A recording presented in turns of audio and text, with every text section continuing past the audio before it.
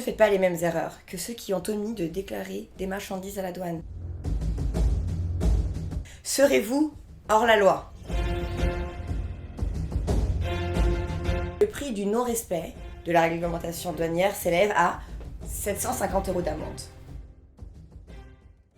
Vous êtes dans un poste de douane très éclairé, à la lumière des néons blancs, et faites face à ce douanier déterminé à vous donner cette amende rocambolesque. Ça n'arrive pas qu'aux autres. Vous qui passez la douane tous les jours, vous vous demandez sûrement si vous avez bien fait de prendre la file et rien à déclarer. Ne quittez pas cette vidéo, on vous explique tout sur la réglementation douanière des frontaliers.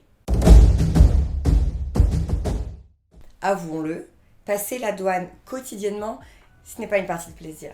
Sans parler des bouchons interminables, s'ajoute le moment où le douanier te regarde, tu le regardes, il te regarde, petit signe de tête, ouf, je peux passer. Dans certains cas contraires, le douanier a la possibilité de vous faire stationner.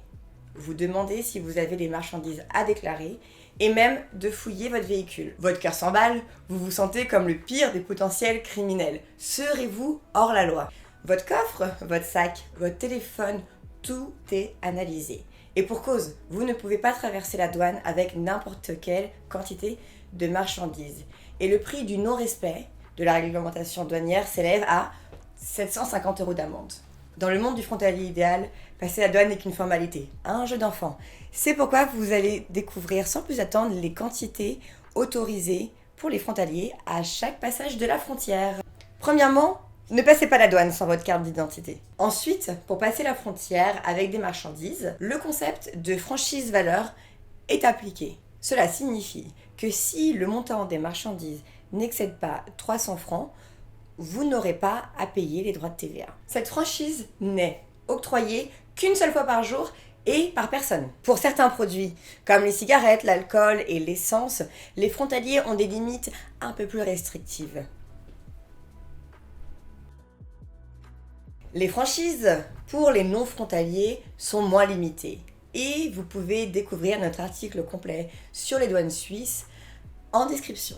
Ne faites pas les mêmes erreurs que ceux qui ont omis de déclarer des marchandises à la douane. Mais si c'est déjà votre cas, la meilleure solution serait de souscrire à une protection juridique afin de pouvoir vous défendre sur les deux pays, autant en Suisse qu'en France. On a placé un lien dans la description pour vous faciliter la prise de contact avec un assureur. Enfin, il n'est pas rare de rencontrer des Suisses dans nos supermarchés français.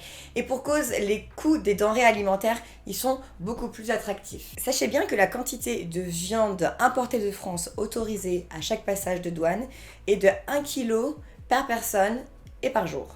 Le guide du frontalier vous accompagne dans la compréhension du monde franco-suisse. Vous vous posez des questions sur des formalités administratives, n'hésitez pas à nous contacter. Merci à tous pour votre attention et on se retrouve sur le guide du frontalier.